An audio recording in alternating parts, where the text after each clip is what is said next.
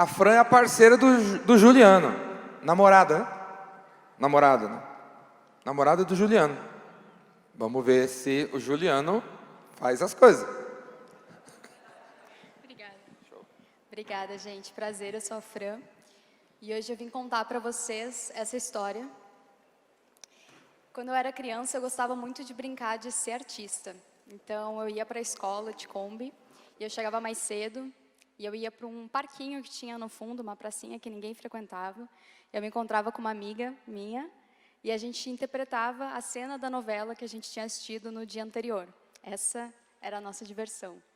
Depois eu chegava em casa, depois da escola. Minha mãe trabalhava fora, então eu ficava sozinha em casa. E eu ia para frente dos espelhos, assim, e brincava de interpretar as músicas dos artistas que eu gostava. Às vezes eu brincava que eu estava naquele programa do Faustão, aquele arquivo confidencial, sabe? Eu até chorava na frente do espelho, imaginando as homenagens que estavam me fazendo. Então, essa era a minha brincadeira preferida. E aí eu cresci, e na hora de escolher o curso que eu ia fazer na faculdade, eu queria fazer artes cênicas, ou talvez música, mas eu achei que ser artista não dava dinheiro. E eu queria ganhar dinheiro para começar a ajudar minha mãe em casa e tudo mais. E aí eu pensei, ser artista não dá dinheiro, então já sei, vou ser professora de história.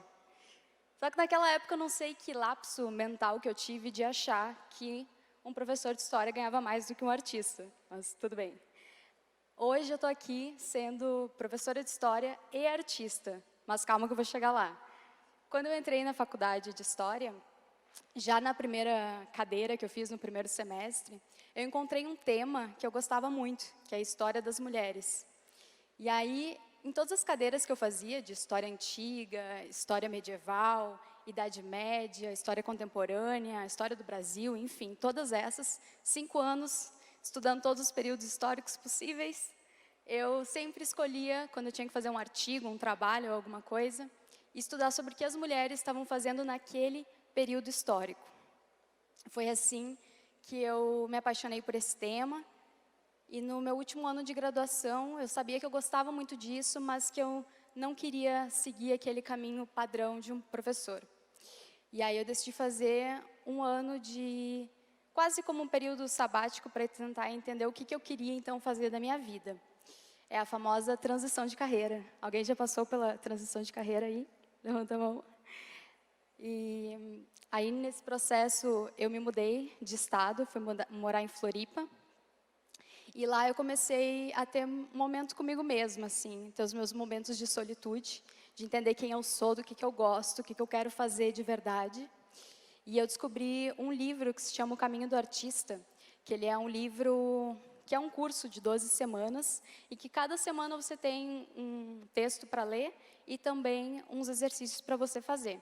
E um dos exercícios é, todos os dias pela manhã, quando você acorda, escrever 3 páginas com qualquer pensamento que você tenha na sua cabeça.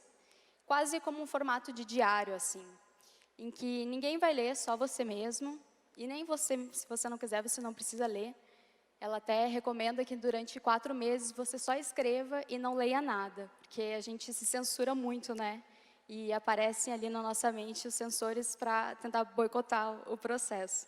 Então, eu fiquei 1 ano escrevendo todos os dias pela manhã. E aí, nesse meio tempo, eu troquei de computador e encontrei uns CDs com backup do meu computador de adolescente. Tinham lá as minhas músicas, que eram as músicas que eu ouvia na época.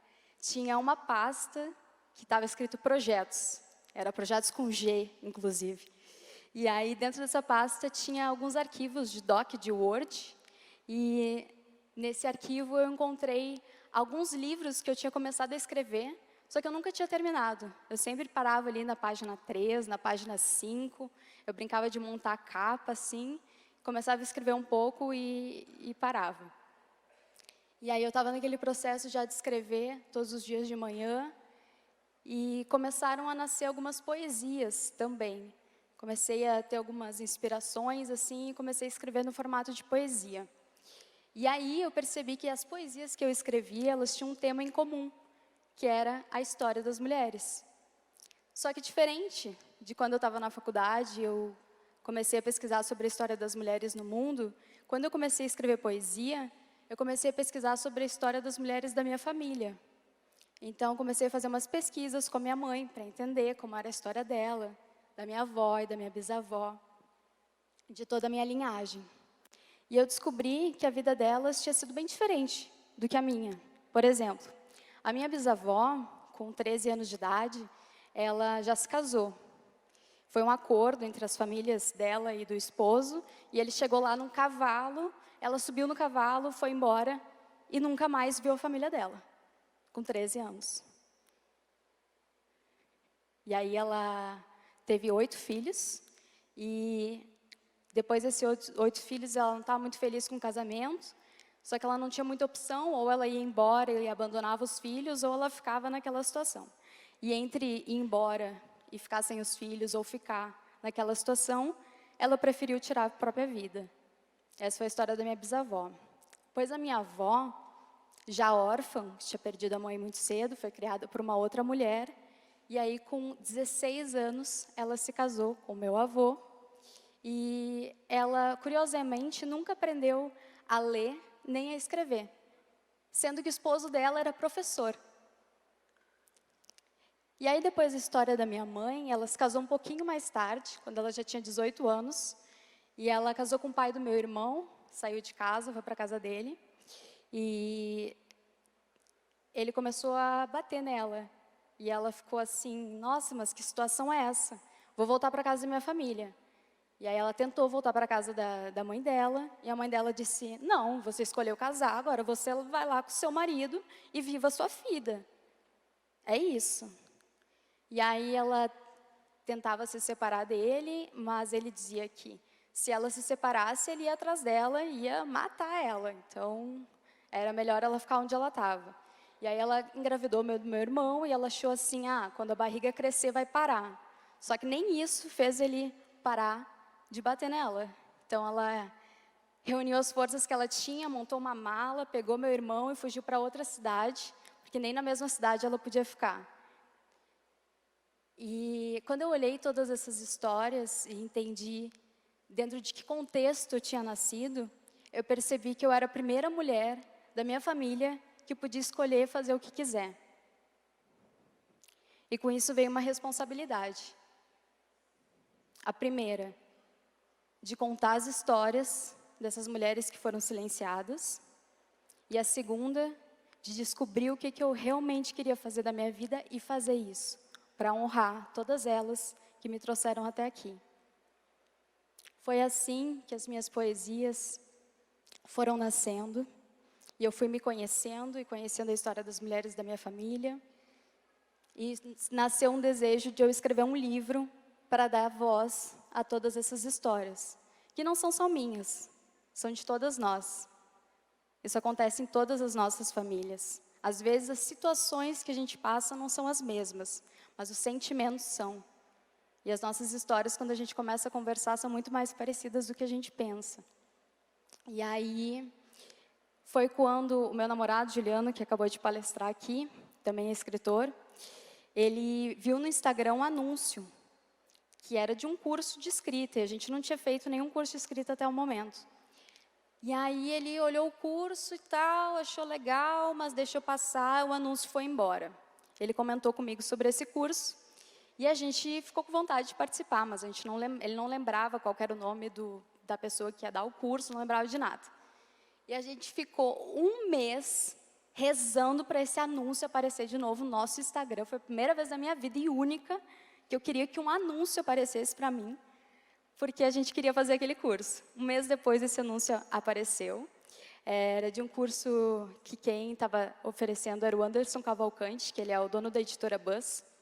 E durante a pandemia ele começou a dar aulas e criou esse curso online para compartilhar o processo de escrita dele, que ele também é escritor, e contar um pouco dos bastidores, né, de como é feito um livro. E aí a gente se inscreveu nesse curso, fizemos, e um tempo depois, ainda durante a pandemia, o Anderson decidiu que ele ia fazer uma coisa muito maluca. Ele ia criar o primeiro reality show para escritores do Brasil. E aí eu olhei para aquela oportunidade e eu pensei, é pra mim, é isso que eu quero fazer.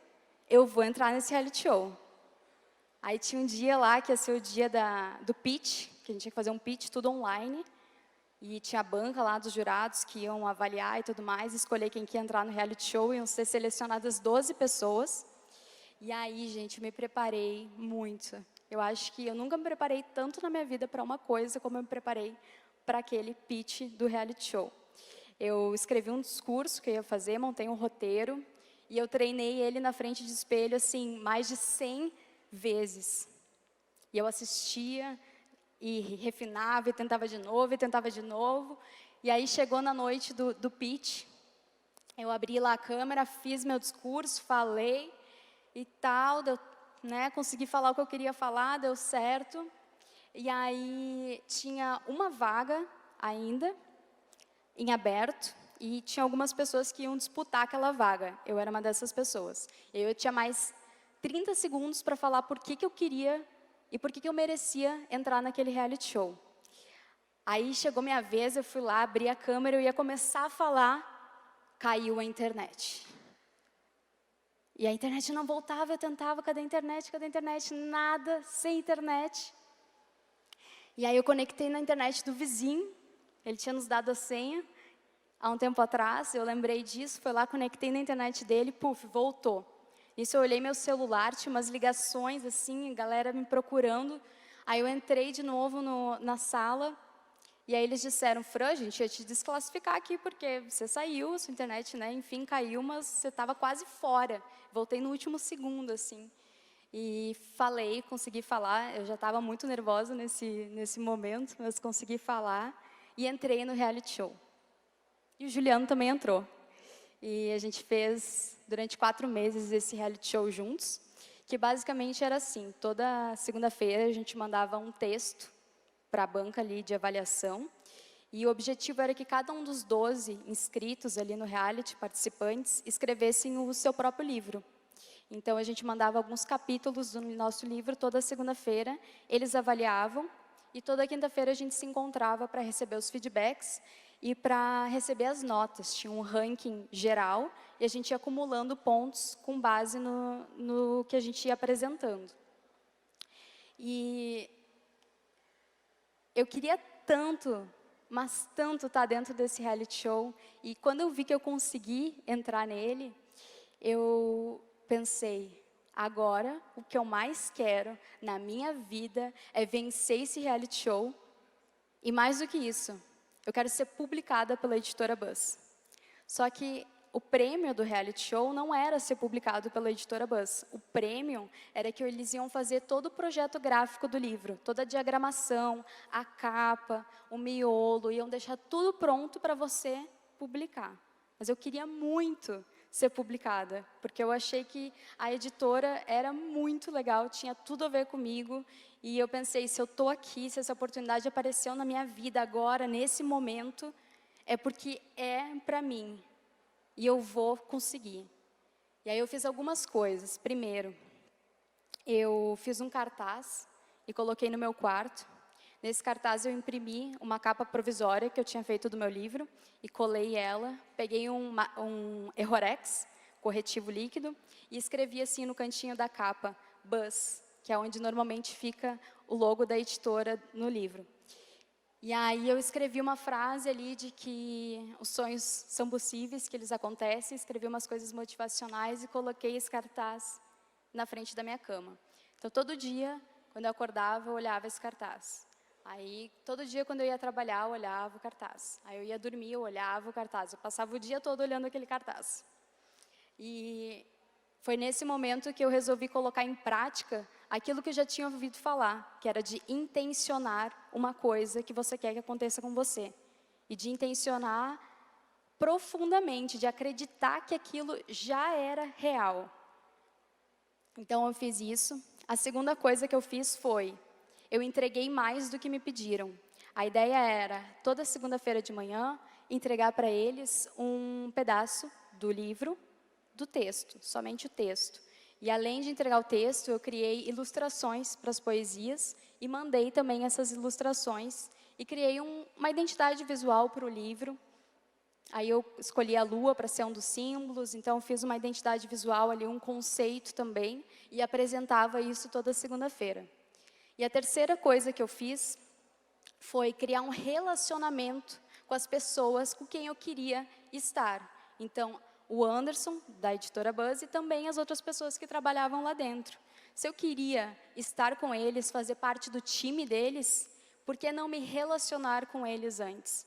É mais ou menos assim que funciona. Quando a gente quer publicar um livro com uma editora, a não ser que você conheça alguém, você vai mandar o seu livro para análise. E toda semana a editora recebe, em média, 100 originais de pessoas que querem ter seu livro publicado.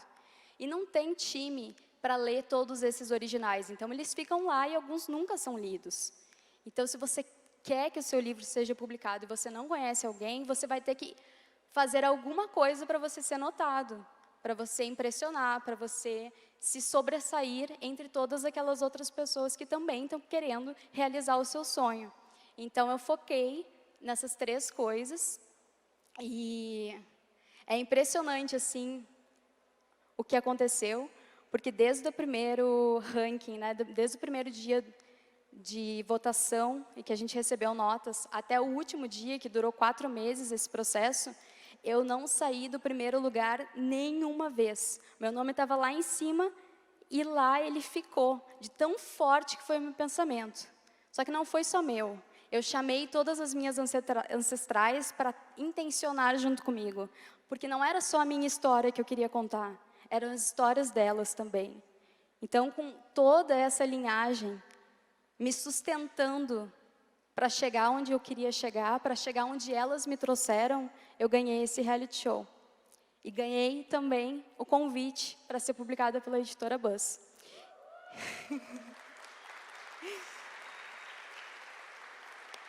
E sabe que depois desse dia, eu nunca mais pude duvidar que os sonhos se tornam realidade. Porque o meu se tornou. E era muito improvável que isso acontecesse, mas aconteceu. Então, no momento que eu soube que eu era a ganhadora, eu olhei para minha amiga que estava lá em casa e eu falei, amiga, eu nunca mais posso duvidar que os sonhos se tornam realidade. Eu não posso mais. Aconteceu. E desde então, eu sou artista, sou professora de história, e essa caminhada me trouxe a muitos lugares inusitados, como até aqui, agora, junto com vocês. Obrigada por ouvirem a minha história, porque sozinha eu brilho, mas juntas nós iluminamos o planeta inteiro. Obrigada.